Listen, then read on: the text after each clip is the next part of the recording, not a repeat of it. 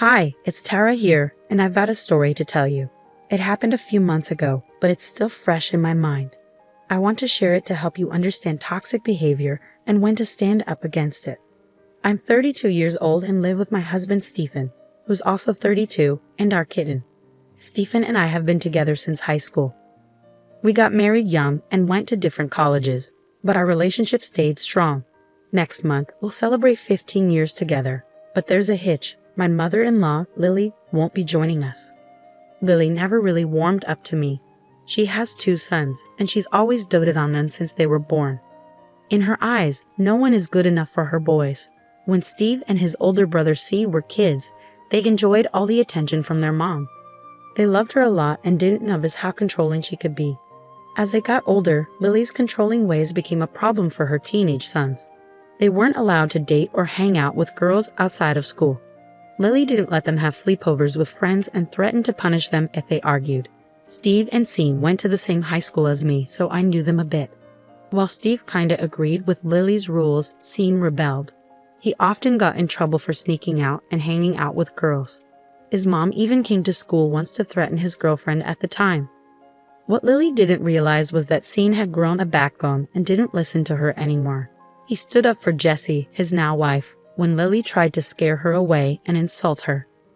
When they turned 18, they started avoiding Lily more and more.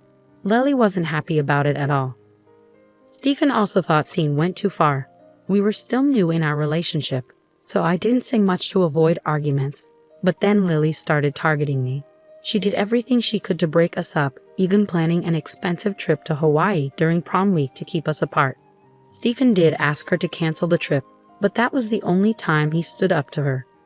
Whenever Lily criticized me and said hurtful things, Stephen didn't defend me. He even started believing her when she said I might cheat on him when we went to different colleges. We ended up taking a short break and Lily took Stephen out to celebrate our breakup. She never thought Stephen would come back to me. She was furious that we got back together. She kept harassing and humiliating me every chance she got. I tried talking to Stephen about it, but it didn't go well. Hey Tara, you know my mom is really disrespectful to me. I've always tried to be nice to her, but all she does is criticize me and call me names. I'm getting fed up with it. Can you talk to her about it? Tara, my mom's still upset about what happened with Sean. She's worried about losing me too. She just wants what's best for me and my future. Try not to take her words too personally. So you're okay with how Lily treats me? Seriously, Steve, remember when she tried to break us up? She only did that because she was worried you might cheat. If you had cheated on me, I would have been really hurt. She was just trying to protect me from getting hurt. Are you serious? She used your fears against you to break us up. How can you defend that? No matter what I said, Steve never saw things from my point of view. He always thought I was overreacting and believed Lily was just trying to protect him. He refused to believe me when I said Lily calls me to criticize me. He insisted Lily would never do such a thing and accused me of lying.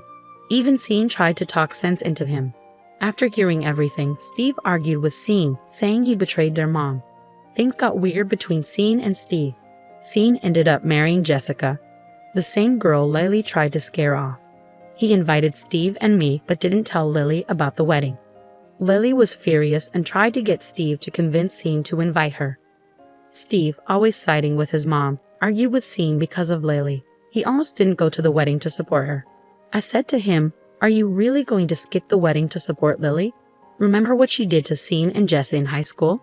She still complains about Jessie and blames her for taking Sean away. Why should they invite her to their wedding? Look, you don't know everything. It's all a big misunderstanding. Mom was just trying to do what she thought was best for Sean.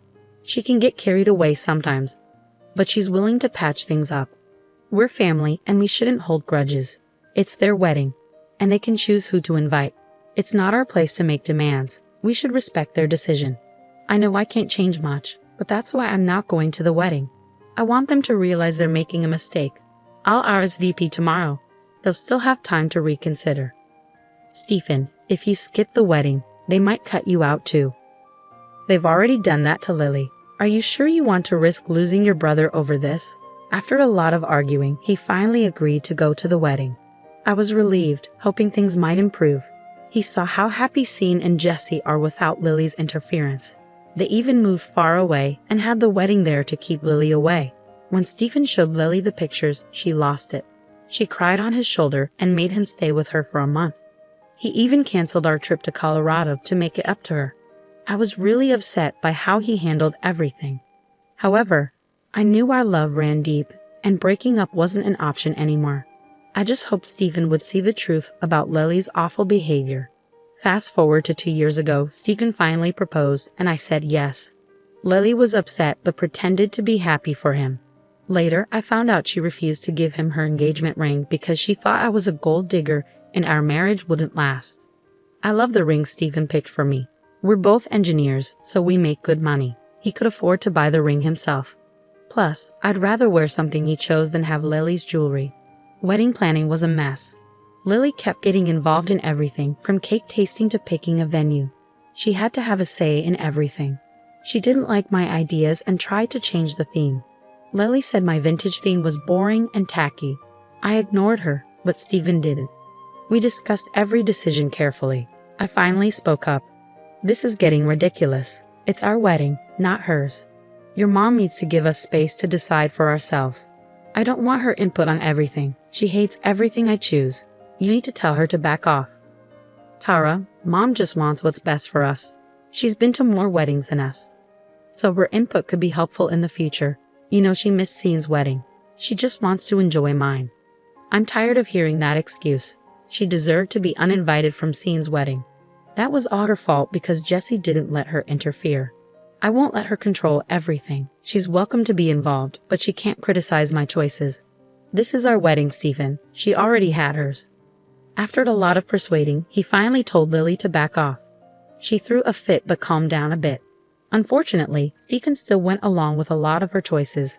I was sad at first, but I knew it was also Stephen's day, so I went along to avoid more trouble. I wasn't confident enough to stand up for myself, and Stephen was too influenced by his mom to think clearly.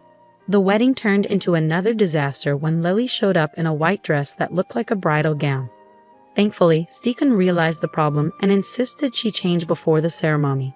She pretended she didn't have another dress. But my maid of honor came to the rescue with a dress I had bought for her.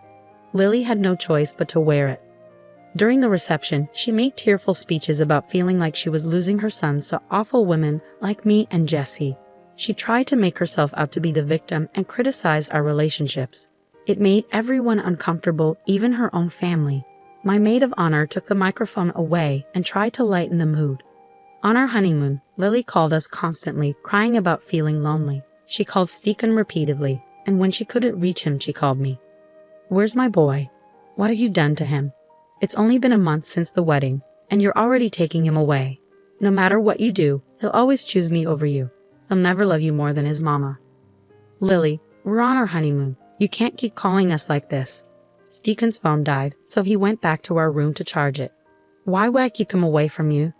I know how you are, Tara. All you want is his money. You can't stand the fact that he supports me.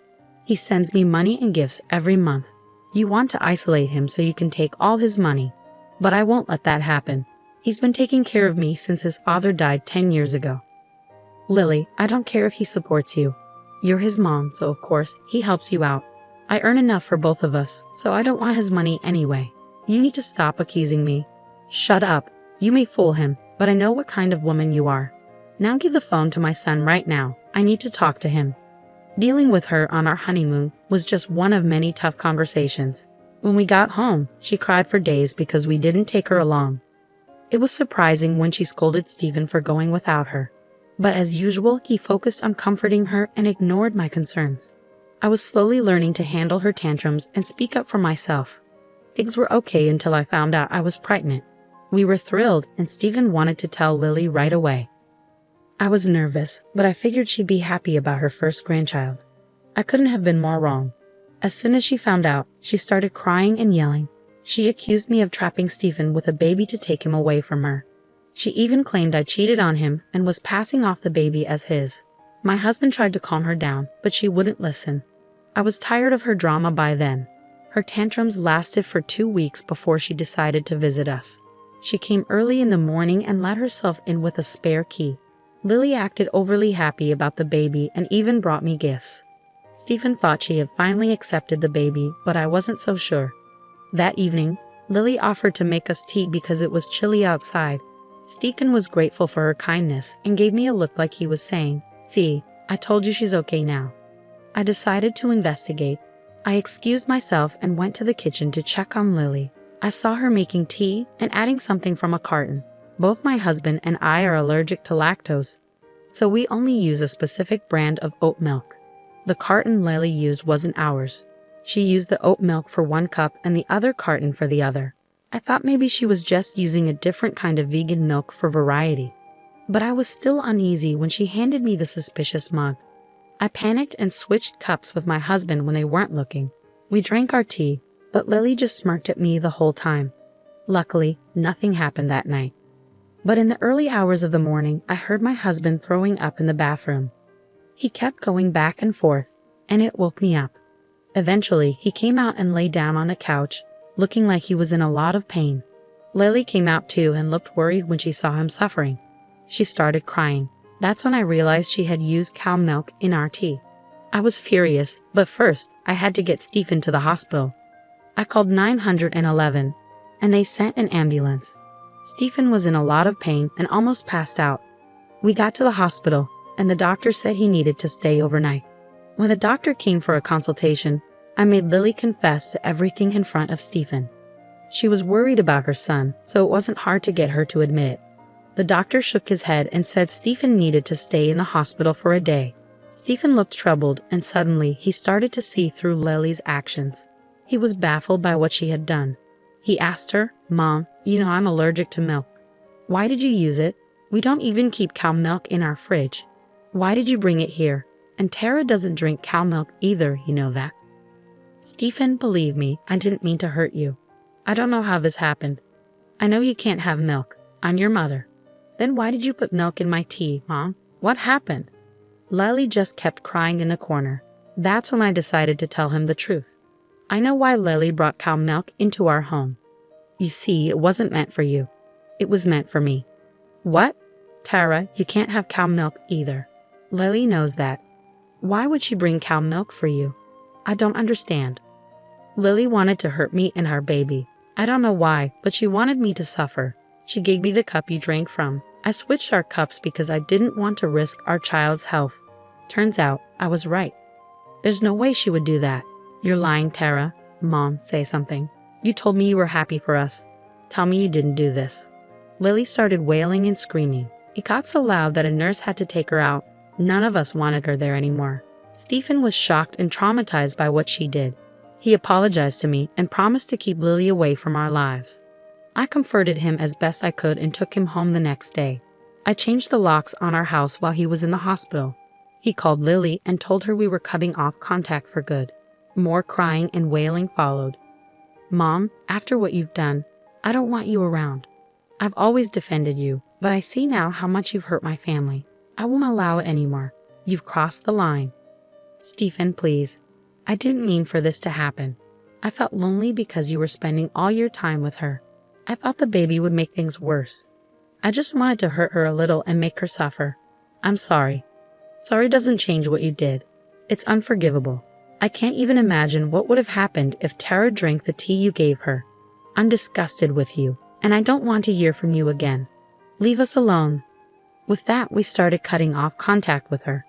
She showed up at the house and tried to get in with her keys. When she saw we changed the lock, she started banging on the door. We called the cops and let them handle it. We blocked her on all our phones and social media. Sean and Jesse informed our extended family about the situation. Everyone was disgusted and appalled by her behavior. After discussing Lily's actions with me, Stephen, Sean, and Jesse, we decided to get a restraining order against her. We had evidence from our security cameras and her confession to the doctor. The order was granted quickly. So far, she stayed away but has tried to gather information from our extended family. No one has entertained her demands, and we've cut off financial support, so she had to get a job at Walmart. We're rebuilding our relationship with Sean and Jesse. Stephen and Sean had a heart-to-heart conversation and resolved their issues. Jesse and I were always close, so this brought us even closer. Thankfully, my husband has finally seen the truth and protected me from Lily. We're happy and eagerly awaiting the birth of our child. To be safe, I made it clear to Stephen that Lily won't have a relationship with our child. To my surprise, he agreed immediately. Our household is peaceful now that Lily's gone for good. We might move to Scene City after our child is born. I'm not sure what the future holds, but I know we'll face it together.